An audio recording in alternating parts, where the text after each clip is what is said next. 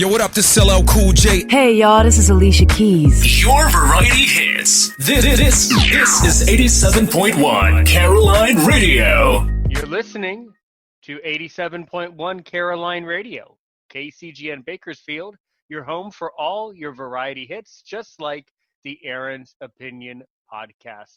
Welcome back, listener. How are you doing? I'm glad you had a good week.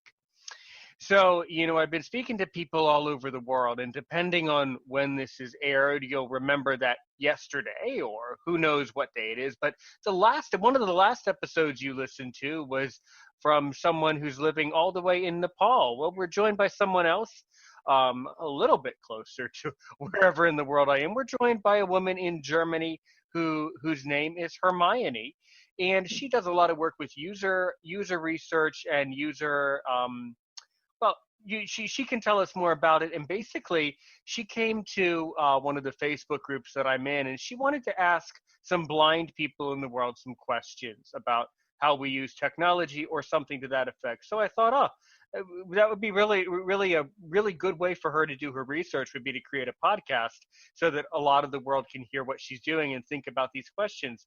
So Hermione, if you want, you can dive right into it with your questions or introduce yourself or both. So go right ahead. Sure. Hi, Aaron. So thank you so much for having me. I'll tell you some things about myself real quickly. So I'm Hermione again. I'm a user experience designer. That means that I make products and technology usable, and enjoyable, accessible for humans. I focus on accessibility, and I enjoy designing health-related products.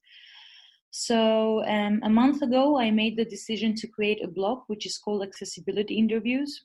And so, I make a small discussion with people and try to understand how they use the internet. And easy as that. Go right ahead. Okay. So maybe you want to tell me some things about yourself, Aaron, at first, just to know you. Sure, of course I can. So in summary, my name is Aaron Richmond. I'm the host of the Aaron's Opinion podcast. In basically a very general CV, my academic background is in the field of international relations.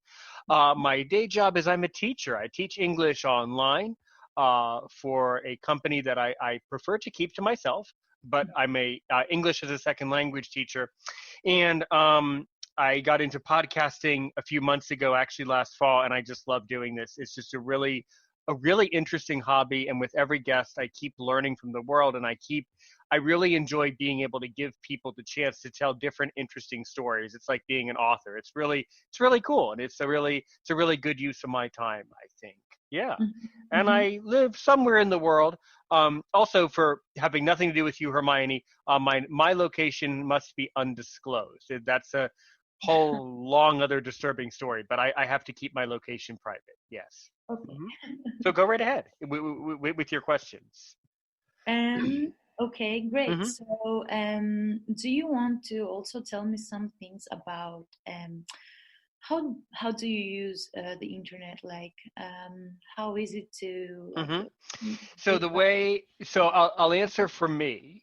Yeah. Every blind person is different. So basically the way that I use the internet is I use Apple products and I use VoiceOver to navigate everything I'm doing, from Zoom right here to my teaching. It's all through VoiceOver.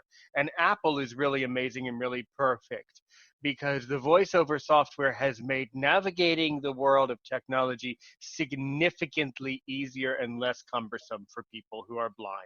So that's basically how I do it. By no means am I someone who is particularly advanced in technology. In fact, I make a point of saying I don't really care too much about technology as long as I can use it. I don't make any hobby of figuring out, well, why does this work? Well, why does that work? Well, you know what? I don't know. I'm a teacher. I'm just trying to teach people English. If I wanted to know how things worked, I would have been an engineer. Those people do that all day. They worry about, well, how does this work? Well, I don't know. But that's what I do. I just use it the best I can. But I will say that Apple products have really have made things significantly easier. Basically, the argument why technology is invented, we like to say that, oh, we're inventing technology because we're creative. Well, actually, no, we invent things because we want to create a shortcut, and Apple has given blind people a shortcut to accessing the world. So I've heard a lot of people saying good things about Apple products. Did you had any bad experience with, other products or other companies? I have. I've had, in general, I've had, how do I phrase this? I've had mixed experiences with the Windows side. I've had either really good experiences with Mhm. Microsoft over the years when I was younger. I'm 28 years old. So when I was younger, I had good experiences with Windows. But I just kind of felt that as time went on, it just got too it just kind of lost I just kind of lost interest in it, and then with Apple I just totally lost interest in the Microsoft side. But thank you for asking that question, and you need to ask it because the world has invested so much more time, energy, and blood, sweat, and tears into Microsoft than they've ever done with Apple. So actually Microsoft is far more important than Apple ever is. So Mhm. that's a really important point to make in your study. Yes. Yeah, yeah. So, for example, you are using Apple products now, so I guess that you are using a MacBook, let's say, right? Well, this is the iMac. The So iMac. this is an iMac, and then the microphone is actually a gaming headset. hmm It's okay for podcasting. It's not the best, but it gets me from point A to Z. I feel like I'm able to accomplish the mission with this headset. Yeah. hmm So, for example, do you want to explain to me the process of getting into a call with me via Zoom? Yes, the process. Mhm. Yes, Yeah. the process is that I basically turned off the voiceover on my Mhm. computer, and I use the mouse to kind of navigate the screen and to know, the talk back on the screen tells me, to push the start button, and then I pushed a button that said join the audio, and then you were already in the waiting room. So then my voiceover software was able to tell me that there's a button that says accept. So the voice gives the blind person feedback as they're navigating through the menus of Zoom, which is why Zoom has become the go-to for podcasting because it's so simple and it does what we need it to do. Yeah. Yeah, great. Because I was wondering, like, why did you chose Zoom, for example? Wouldn't I mean, yeah, wouldn't all German people choose Zoom? I mean, isn't that the go-to in Germany to Yeah, choose it Zoom? is. It is. Yeah, it is. I was wondering why you also chose Zoom. Like, Sure, is it sure. also easy for you? Like Zoom? Yes, it is.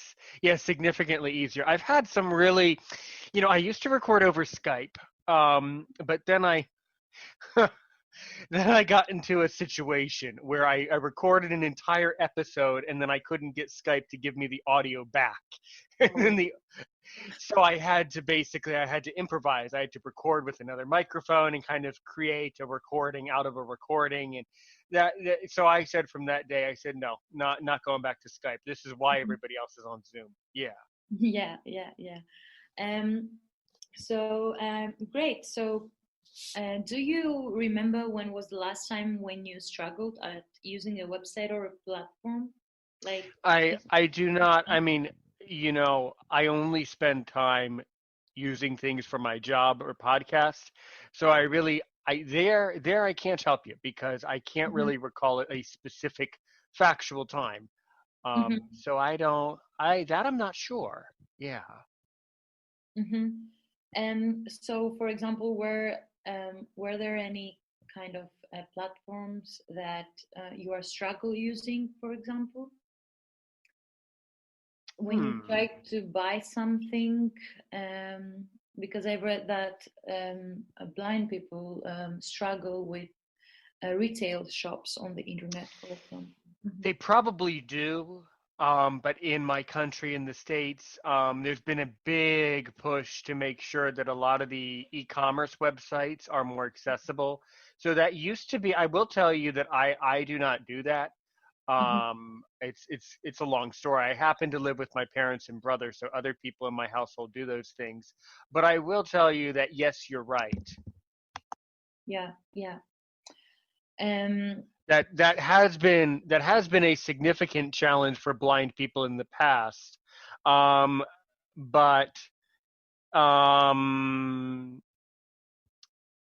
but yeah, now I don't think that's a terrible challenge. It's not as bad of a challenge as it once was. Let me put it that way. mhm. Hmm. So now that you are teaching, what kind of platform do you use to teach? Like Zoom is okay for you to teach, or are you Well, the using? company X, let's call it, company X built a platform uh, similar to a Skype-like software, where you have one end is the teacher, one end's the student. It's a video, and then on one side of the screen you have a translation tool, you have a text chat where you can type to the person. So company X, as I call them, built a software that they run on. For teachers, they have us use the Chrome side, the Chrome browser. Hmm. Okay, so can I ask that, like, at the company that you're working for, only blind people are working in this Oh company, no. or? No, that's no great, excellent question, Hermione. No, in fact, I am suspicious to this day that I was probably the first, if not one of the Mhm, first, blind people to be hired by that company, for which I am forever grateful to them for that. Since actually, it's cool. This is that great question, because I can talk about a really interesting thing. Because now there's another blind person who works for the company. Obviously, we're all like remotely scattered all over the world. mhm, But actually, the new blind person came to me and said that the company, she was saying how she's blind herself, and she asked the company what to do, and the company actually put her in touch with me. So I thought that was really cool that they did that. But I have found that, yeah, no, it's a company mostly for people who are sighted. It's me, and I think one other person happened to be blind in it. Yes. That's really great. So I was going to ask, um, so the platform that you are using to teach other people, right? So Correct. did they build this platform considering you, or how did that happen exactly? Or Well, did by they? no means, yeah, interesting. Cool, cool. By no means, no. No, absolutely not. The company, as far as I recall, and as far as I was aware at the time, the company had been in business at least, at least for 4 years before I joined it in 2015, summer of. So no, it wasn't anything special that they had built. Uh, I certainly I certainly am not very important, but I I appreciate the fact that you think I'm so important. But I'm just a talk show host from somewhere in the universe. I don't I don't I no, they did not build it just for me. Mhm, mhm. Hmm.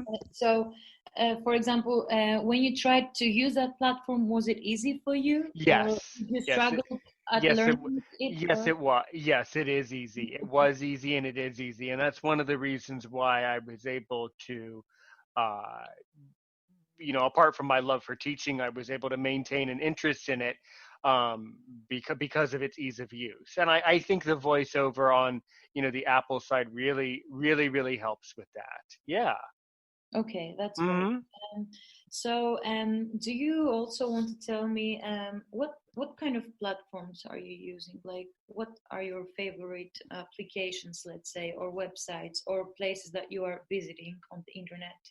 Well, when I'm not teaching, I spend obviously an enormous amount of time in podcasting. So the podcasting client, YouTube, Netflix, just like anyone else. That would be most of my experience, or most of my traffic would be spending time in that arena, I guess you can say.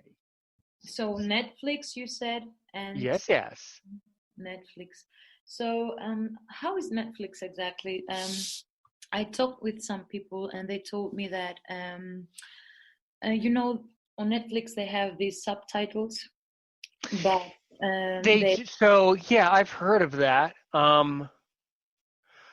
But I don't have any interest in that. I don't know why people like to turn. I guess if you have usable, yeah, okay. I guess to answer the question, I don't have enough vision for the subtitles.